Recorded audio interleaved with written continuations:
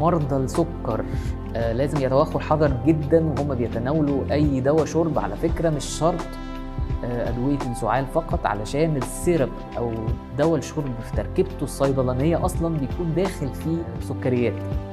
فلازم لو انا مريض سكر ورحت لاي دكتور، على فكره مش تخصص صدريه فقط، لازم اقول له ان انا مريض سكر على فكره. عشان كده اي دكتور بتروح له بيسالك انت مريض ضغط او سكر، عشان لو انا مريض سكر هيتجه في الروشته بتاعته الى ادويه خاليه من السكر، ودي بتبقى ادويه مخصصه بس، مش اي دواء بيكون خالي من السكر. فارجوك توخى الحذر في النقطه دي بالذات.